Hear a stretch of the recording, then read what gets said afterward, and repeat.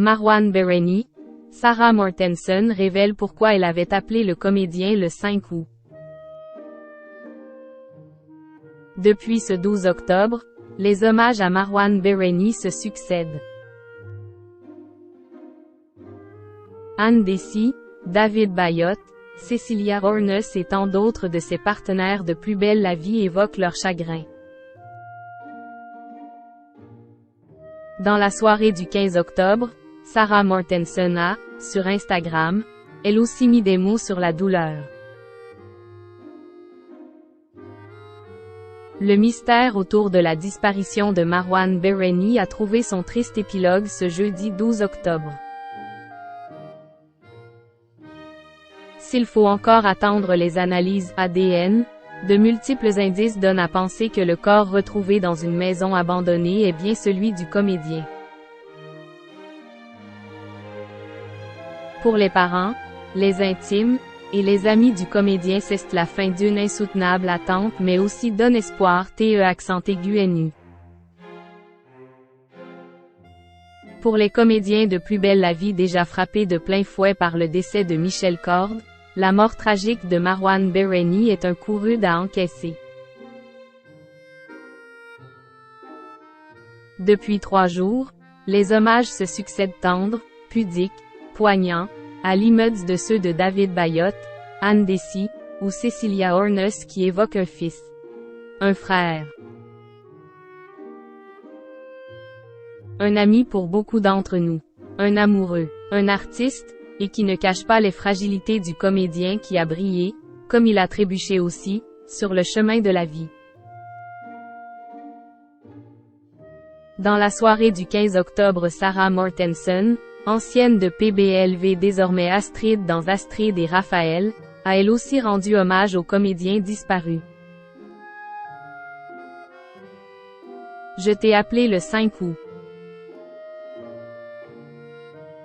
Entre poèmes et lettres ouvertes, en légende donne cliché en noir et blanc sur lequel ils figurent ensemble, elle évoque le tempérament et les douleurs de Marwan Bereni.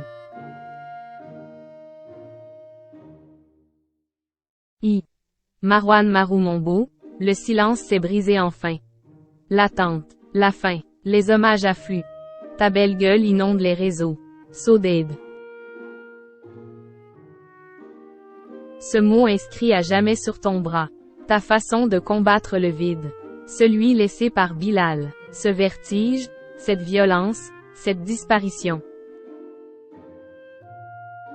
Cette émotion, ce sentiment de nostalgie, de mélancolie douce mêlée d'espoir. La comédienne évoque également la complicité développée avec son fils Axel. Tu t'es toujours foutu de ma gueule quand tu m'entendais parler norvégien avec Axel. Tu disais qu'on avait inventé un langage qui n'existe pas. Le Grootfroch. Axel et toi, une histoire d'amour, de respect, de conneries. Et de révéler pourquoi elle avait passé un coup de fil à son ami au lendemain du drame, sans imaginer alors le drame qui s'était noué. Je t'ai appelé le 5 août pour te dire de ne surtout pas acheter un faucon à Axel pour ses 15 ans parce qu'on venait d'avoir Bowie. Vous deviez déjeuner tous les deux à la rentrée entre hommes. Et de dire aussi le lien qui s'était tissé au fil des ans. Merci d'avoir été là tout le temps. Quand je me suis séparée. Pour les embrouilles avec le père de mon fils. Pour tout, je suis désolée. So dead mon beau. Dis bonjour Benny qui va te faire les patounes. Embrasse Bilal. Je vous aime. Je t'aime pour toujours. Tu fais chier d'être parti. J'espère que tu es heureux où tu es. Le reste t'appartient. On veille sur ceux qui restent.